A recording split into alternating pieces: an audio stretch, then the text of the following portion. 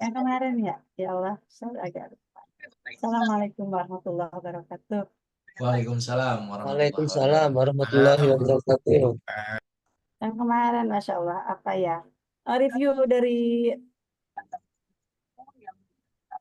tentang materi saja atau dari awal? Yang kemarin disampaikan pada pertemuan hari kedua pelatihan, Ibu. Silakan. Apa saja yang masih Ibu ingat, yang dipahami kemarin? Silakan. Kemarin itu, oh, Kemarin itu tentang model pembelajaran, Bu. oh iya, Masya Allah. Lupa. Kemarin membahas tentang model pembelajaran yang mungkin kalau ngelihat LK kali ya, agak urutan ya. Saya juga agak lupa gitu, Pak. Masya Allah. Kemarin Oke, jadi tanpa melihat LK, yang diingat saja izin Ibu. Yang Ibu ingat saja bebas saya ingat aja dijelaskan. Silakan. itu ya, seingat ya berarti. Ya, seingat Ibu saja. Silakan. Baik, kalau kemarin kita belajar tentang model pembelajaran, di mana kita kan harus menyesuaikan dengan kondisi anak yang sekarang.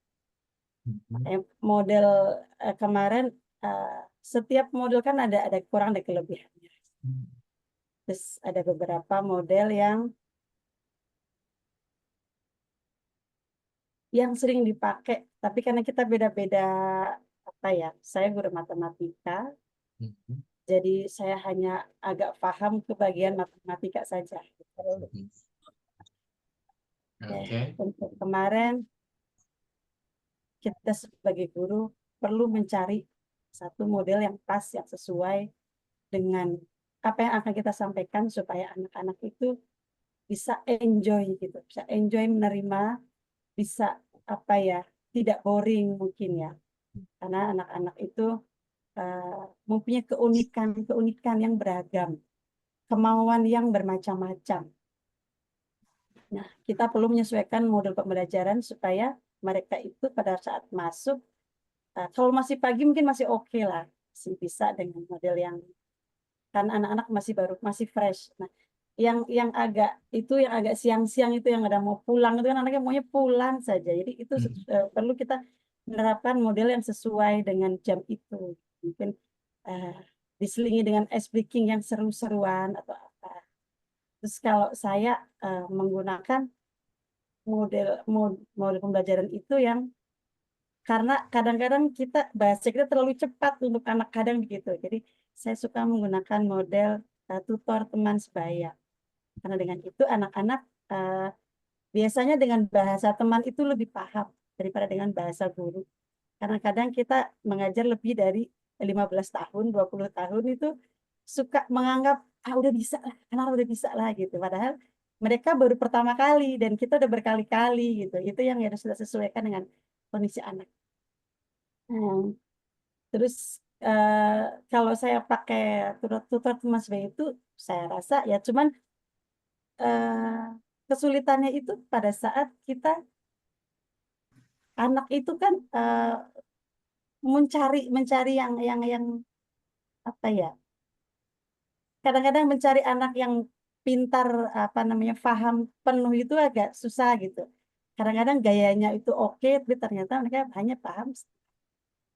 Untuk memisahkan itu tuh agak susah gitu. Tapi kalau baru-baru mungkin kalau udah lama-lama mungkin kelihatan.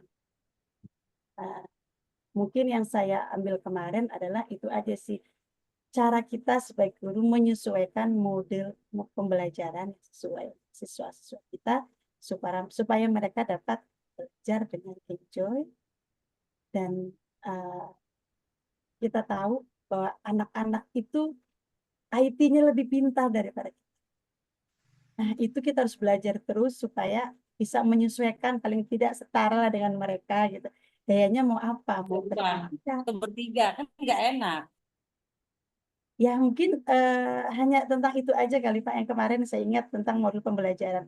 Mengolah, mencari mana materi yang sesuai dengan modul yang ini dan ini. Hanya itu saja Pak. Monggo silakan. Oke, terima kasih banyak. Kita beri tepuk tangan Bapak dan Ibu Guru untuk Bu Alfiah, luar biasa. Jadi ketika diminta memberikan reviewnya, langsung dipaparkan pemahaman. Jadi itu sebenarnya yang kami minta ya Bapak dan Ibu Guru. Bukan saya lihat LK dulu ya. Jadi kalau melihat LK dulu kan nanti hanya membaca saja. Tapi alhamdulillah berarti sudah sangat baik ya pemahaman kitanya dengan model pembelajaran. Sekali lagi terima kasih banyak Bu Alfia. Berikutnya kita ke Pak Ahmad Ihsan Tanjung. Wah, ini yang selalu terpilih ya. Hari pertama, kedua, dan ketiga. Silakan Pak Ahmad Ihsan Tanjung. Ya, terima kasih Pak Muhammad Sofyan Hadi. Itu ya Pak ya, kalau mohon izin buat teman-teman, seingat saya yang saya pahami itu yang kemarin itu kan sama seperti Bu Alfia ya, itu mengenai penjelasan model metode pembelajaran ya seperti itu. Terus juga membahas juga sedikit mereview tentang pembelajaran diferensiasi ya Pak. Terus juga seperti gaya belajar kita kalau kita sebagai siswa, kalau kita sebagai siswa, kalau kita hanya membaca, kita hanya mendapat 10% dari yang apa yang kita dapat. Terus kalau kita mendengar atau listening, kita hanya mendapatkan sekitar 20%. Terus kalau kita belajar dengan cara melihat atau visual, kita mendapat 30%-nya, Pak. Terus kalau kita melihat dan juga mendengar, kita mendapat 50%. Terusnya ada lagi, kita akan mendapatkan persen yang banyak tuh sekitar 70%, apa yang kita katakan, apa yang kita ucapkan seperti itu. Terus yang paling besar itu adalah ya teman-teman, apa yang kita katakan, terus apa yang kita lakukan, apa yang kita perbuat, kita akan mendapatkan ingatan, kita akan lebih paham itu sekitar 90%. Ya, begitu Pak. Pak Muhammad yang saya dapatkan ya yang dari kemarin. Kalau salah atau kurang, I'm very sorry very much. Okay, okay, you don't have to say very sorry ya. Do apology. Itu yang dipakai ya. Luar biasa. Kita beri tepuk tangan untuk Pak Ahmad Ihsan Tanjung ya. Luar biasa. Pak Ahmad Ihsan ini sepertinya beliau adalah pakar hitung-hitungan ya. Sehingga ketika memberikan ketika memberikan reviewnya yang diingat berapa persentasenya jika A, B, C, dan D. Luar biasa. Merupakan contoh-contoh kepala rumah tangga yang baik ya. Bisa mengalokasikan poin A, B, C, kemudian berikut persentasenya. Terima kasih banyak sekali lagi Ahmad Ihsan Tanjung. Berikutnya tadi kalau tidak salah Miss Rini ya. Miss Rini bukan tadi ya? Izin tadi yang dipilih? Ya, sure. Miss Rini. Miss Rini Miss kemana Rini orangnya? kemana? Terlempar sepertinya ya. Oke, sambil menunggu, mungkin kita langsung ke Pak Rohim terlebih dahulu, izin. Silakan, Pak Rohim. Di unmute dulu, Pak. Mohon izin, Pak Rohim masih di mute, Kedengaran suaranya? Iya, masih di. Oh Oke, ya, baik. silakan, Terima silakan. kasih. Assalamualaikum warahmatullahi wabarakatuh. Waalaikumsalam warahmatullahi. Ya, terima kasih Pak Muhammad atas waktunya. Sama seperti Ibu Bapak yang sebelumnya, Bu Alia dan Pak Ahmad Ihsan, untuk materi kemarin adalah materi tentang pembelajaran. Di sini yang saya utarakan mengenai poin-poin yang sama dengan Pak Ahmad. Kalau 20% sampai dengan 50% itu verbal. Untuk 50, 30 ke 50 itu visual. Dan untuk poin 70% biasanya anak itu sudah melakukan perbuatan atau terlibat dalam mengaplikasikan ataupun dalam praktek pembelajaran.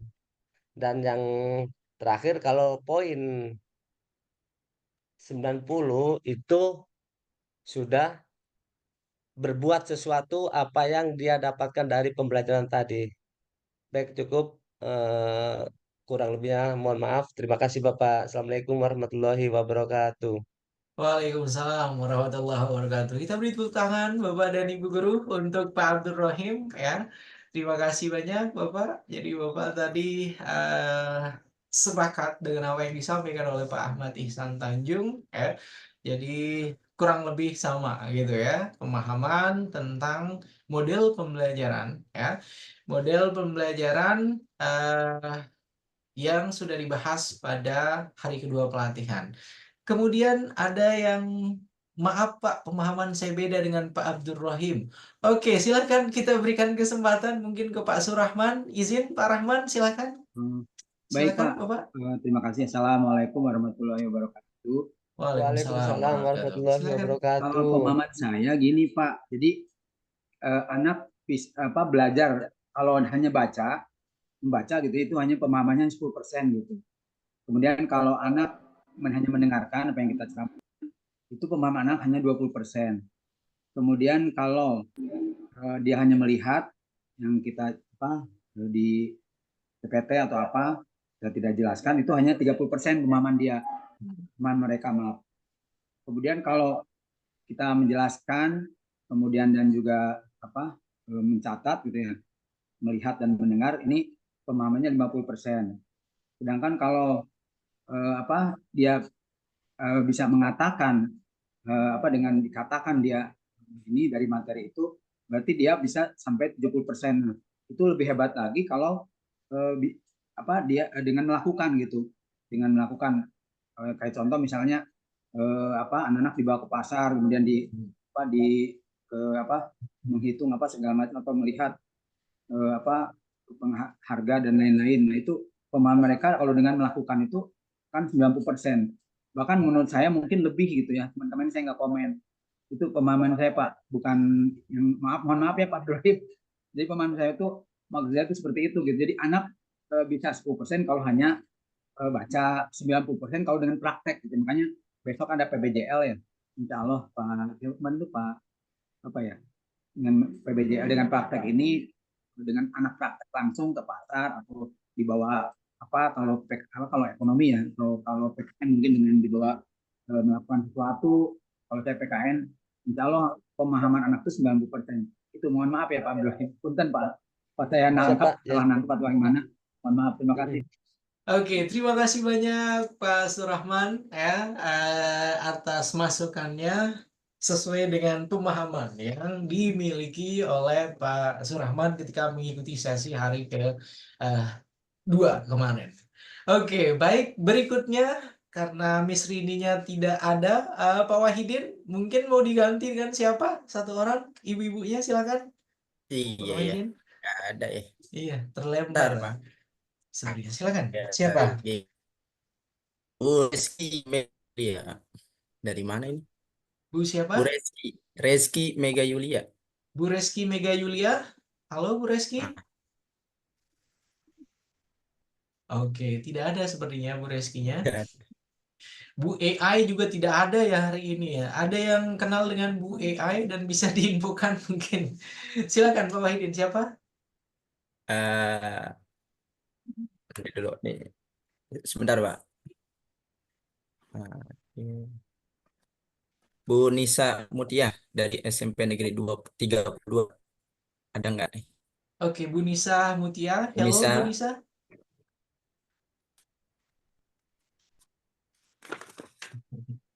Oke, Iya Pak, sambil ada. piring maaf Pak. Silakan Bu Ayo Nisa. Bu, semangat Bu. Silakan Ibu, Ya. Bu Nisa. Ya bentar.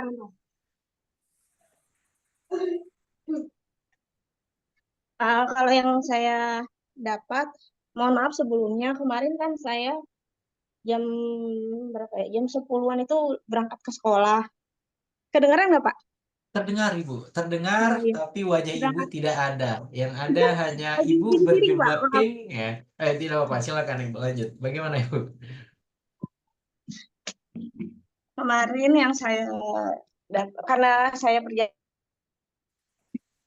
perjalanan ke sekolah, terus ke sekolah jurusan ada siswa. Jadi yang saya ingat, yang saya dapat itu tentang model pembelajaran ya Pak.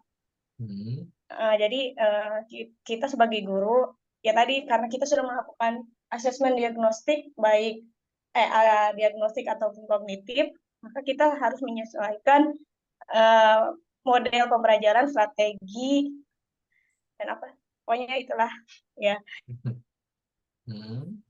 Apalagi Bu? Kalau iya, yang sesuai dengan kelas kita. Kalau saya kan pelajaran bahasa Inggris. Kemarin yang pengerjaan Elsa itu kalau yang saya baca dari sumber lain juga ya. Apa sih model pembelajaran yang sesuai dengan kurikulum Merdeka. Sebenarnya kata yang kemarin ada yang Ibu berpendapat itu ya, yang membahas LK. Semua metode atau model pembelajaran itu tidak ada yang baik, tidak ada yang paling baik gitu. Semuanya punya kelebihan atau kekurangannya masing-masing. Jadi sesuai dengan kebutuhan kita. Seperti itu, Pak. Kalau yang saya baca-baca itu, kalau yang sesuai dengan kurikulum Merdeka itu yang discovery learning, inquiry learning, terus project based learning, sama problem based learning ya. Seperti itu sih yang saya ingat. Ya, gitu. Terima kasih Pak, mohon maaf. Oke, terima kasih dan mudah-mudahan kameranya akan aktif terus ya. Since you're an English teacher, ya, you're an English teacher, and then thank you very much in giving your opinion. Ya. Kita beri tepuk tangan Bapak dan Ibu untuk Ibu Nisa Mutia. Oke, dari semua yang sudah disampaikan oleh Bapak dan Ibu guru tadi, sebenarnya Bapak dan Ibu guru sudah ini ya. Bukan nanya, saya disuruh mereview. Bisa di-mute di sini. Oke, baik. Oke, jadi dari apa yang sudah disampaikan oleh 5 orang tadi, ya, baik yang disampaikan pertama tadi oleh Bu Alfia, kemudian juga Pak Ihsan, kemudian Pak Rohim, Pak Surahman, dan juga yang terakhir tadi ada Bu Nisa. Harapannya sebenarnya ketika kita sebagai guru, jadi tidak melihat persentase. Jadi tadi 10%, 20%, 30% ya. Jadi kesannya kita mengkotak-kotakkan ya. Jadi kalau kita mengajarkan fokusnya itu pada pemenuhan yang 10%, maka yang dipilih hanyalah yang 10%-nya saja. Kemudian kalau 30%, maka kecenderungannya hanya yang 30% saja. Ya. Jadi sekali lagi intinya sebenarnya bukan pada perolehan persentase seperti itu. Ya, yang harus kita pahami dan harus kita yakini bahwasanya ragam model, ragam strategi, ragam pendekatan ya, pembelajaran itu masing-masing punya pros and cons ya. Tadi sudah dijelaskan, masing-masing ada kelebihan dan juga ada kelemahannya. Oke, dan masing-masing model, masing-masing strategi, masing-masing metode itu tidak bisa dipukul rata. Misalnya di tempat sekolahnya Pak Wahidin itu berhasil, belum tentu di sekolahnya Bu Julika berhasil. Karena apa? Karena ada perbedaan karakteristik, perbedaan lingkungan belajar, ya, perbedaan gaya belajar dari para peserta didik di sekolah masing-masing. Ya, bisa saja discovery learning itu berjalan sangat baik, misalnya di sekolahnya Bu Nisa Mutia. Akan tetapi tidak berjalan dengan baik di sekolahnya Pak Rohim. Ya, mungkin karena ada perbedaan tadi ya, perbedaan peserta didiknya, lingkungan belajarnya, kemudian tingkat pemahaman mereka. Oke, itu yang pertama ya. Jadi jangan sampai masing-masing sepertinya ini ya, masing-masing sepertinya saya ingin A, B, C, dan D. Ya. Yang harus kita perhatikan adalah kita memastikan bahwasanya para peserta didik kita itu benar-benar mampu untuk memahami apa yang kita ajarkan kepada mereka, kemudian mengalami ya, through the experiential learning, mengalami proses pembelajaran itu menjadi kegiatan yang joyful learning. ya, yang membawa kebahagiaan bagi mereka. Sehingga nantinya ujungnya muaranya akan terciptalah ada student well-being. Nah, siswa-siswi atau peserta didik nanti menjadi bahagia. Ketika siswa-siswi sudah berbahagia, maka tentunya Bapak dan Ibu guru juga akan lebih bahagia lagi. Ya, student well-being, kemudian ada teacher well-being istilah. Begitu ya, Bapak Ibu. Cukup jelas? Izin atau saya terlalu cepat menjelaskan? Cukup jelas? Jelas, paham. Oke, baik. Terima kasih banyak dan sekali lagi kepada 5 orang guru yang tadi sudah memberikan reviewnya. 5 atau berapa tadi? 5 atau 6 orang. Harapannya ketika kita diminta untuk memberikan review, berikan sentuhan-sentuhan personal dari pemahaman Bapak dan Ibu guru. Jadi saya tidak bosan-bosan untuk mengingatkan seperti halnya di hari pertama pelatihan. Waktu itu kan sudah saya komentari, oke, ini strict sesuai dengan yang diperintahkan. Poin A, B, dan C. Maka yang ini kan hanya poin A, B, dan C-nya saja. Jadi pengembangan, kemudian kreasi dari masing-masing itu masih belum maksimal.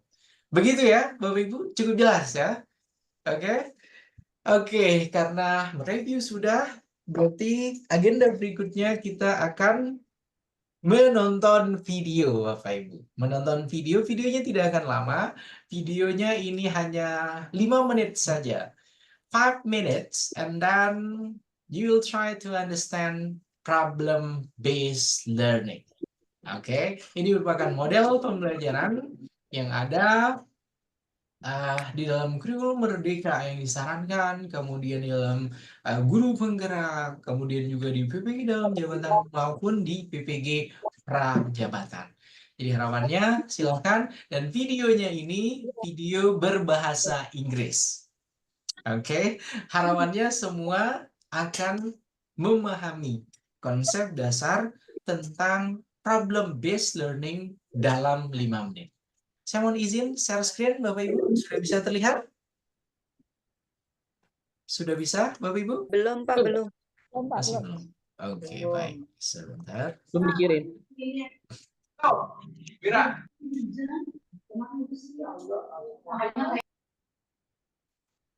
Kalau sekarang sudah izin, Bapak Ibu?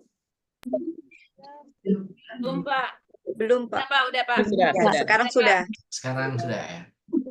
Oke, baik, dan saya minta tolong semuanya untuk mikrofonnya di mute terlebih dahulu agar jelas nanti apa yang dipaparkan di dalam video ini. Oke, berikut Bapak Ibu, 5 menit pembahasan tentang problem-based learning, dan harapannya semuanya nanti akan paham tentang problem-based learning. Problem-based learning in less than 5 minutes, I promise. In the 1980s, somebody decided that haircuts were way too messy. So they combined the hair trimmer and the vacuum cleaner, and we ended up with the Flowbee. And I remember begging my parents for a Flowbee, and they said no because they thought I would use it on the dog, and they were probably right. But the idea there is pretty clear, that you can solve problems in unique ways. And that's the core idea of problem-based learning.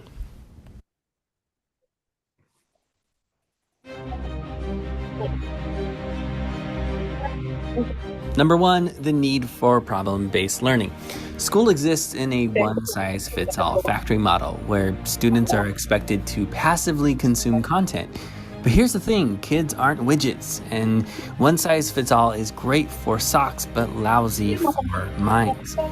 Kids need to dream and wonder and imagine. They need to design and build and tinker, and they need to think critically and solve complex problems. For years, the model has involved going to school, being compliant, getting into college, and then climbing the corporate ladder. But the ladder is now a maze, and our students need to know how to navigate the complexity of a global society. In other words, students need to be empowered to solve real-world problems. And that's why we have problem-based learning. Number 2, the history of problem-based learning. Problem-based learning began at Case Western University in the 1950s, although it wasn't called that at the time.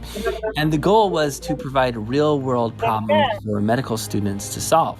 It soon spread to other medical schools and eventually made its way into business, law, engineering, and education.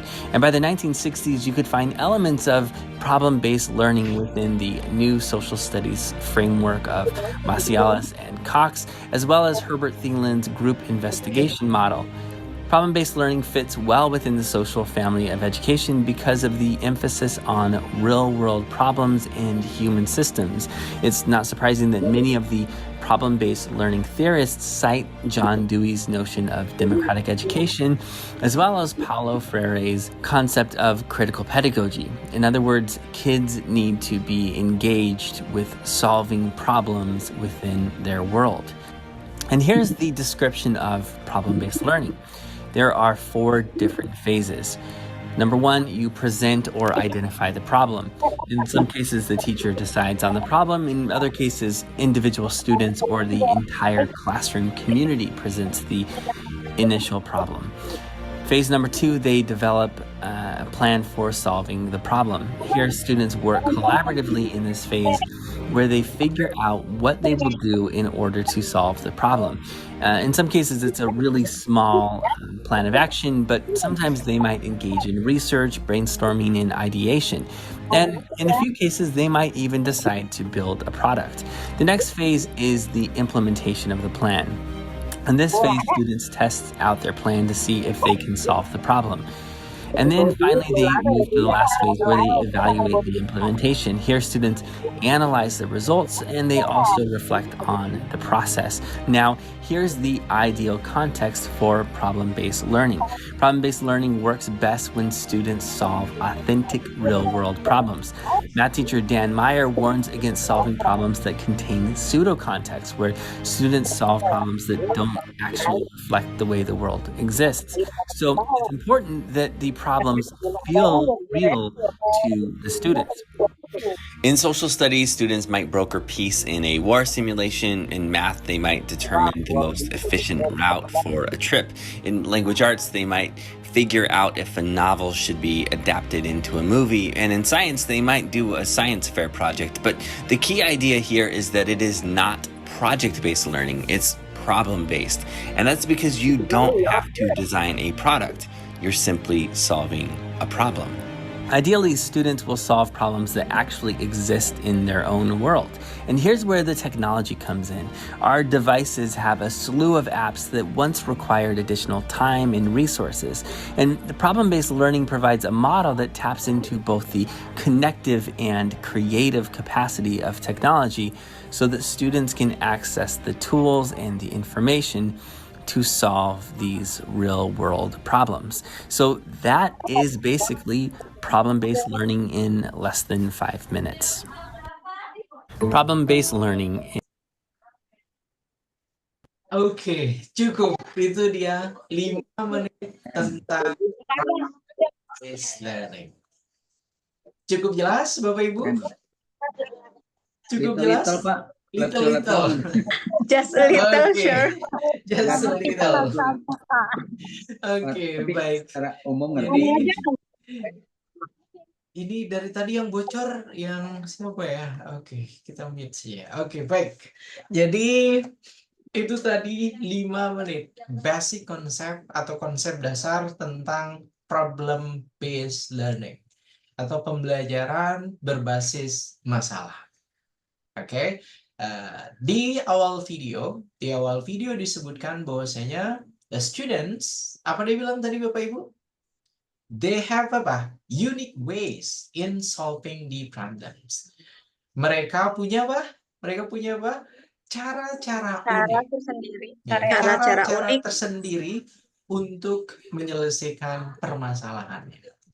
Itu merupakan core konsep dalam problem based learning. Ya, jadi sekali lagi pembelajaran berbasis masalah itu fokusnya adalah kita sebagai guru memahami bahwasanya masing-masing peserta didik kita itu punya cara yang berbeda, punya cara unik mereka masing-masing ketika Bapak Ibu, ketika menyelesaikan permasalahan. Permasalahan di dalam problem based learning tadi berulang kali diberikan penegasan. Ya, permasalahan yang diangkat itu adalah permasalahan yang memang erat kaitannya dengan real world situations of the students, katanya. Ya, sesuai dengan konteks kehidupan yang dilakukan atau yang dialami oleh para peserta didik. Oke, kemudian apalagi tadi kata kuncinya ada 5 tadi yang disebutkan. Ada yang bisa ini? Miss Nisa Mutia, since you're an English teacher, please go first. Silakan, Miss Nisa. Yang pertama tadi apa? Yang disebutkan kata kuncinya dalam memahami problem based learning. 1 apa? I didn't remember all of them, but I can catch 4 things that Oke. should have. Sorry. Oke. 4 Bahasa ini. silakan. Oke, Iya, 4. Empat yang bisa digunakan dalam problem based learning itu yang pertama identifikasi masalah. Terus sebentar, maaf. Identifikasi masalah. Kemudian apa ya? Merencanakan. Oke. Kemudian mengimplementasikan rencana yang sudah dibuat. Oke. Yang terakhir itu mengevaluasi sih Pak yang saya ingat. Oke. Iya. Oke, baik. Terima kasih banyak, Miss Nisa. Ada lagi yang lain, Bapak Ibu? Ada lagi? Pak Sadih mungkin. Pak Sadih sepertinya wajahnya menunjukkan ingin berbicara. Silakan Pak Sadih, izin. Pak Sadih. Pak Sadih, izin Bapak. Ya, baik. Oke. Muhammad Sofyan Hadi. Silakan Terima Pak Sadih. kasih untuk semuanya. Mengenai problem based learning ini, bahwa pembelajaran ini mengutamakan kepada siswa, di mana perencanaan problem based learning ini harus direncanakan sejak semula. Kemudian bagaimana nanti prosesnya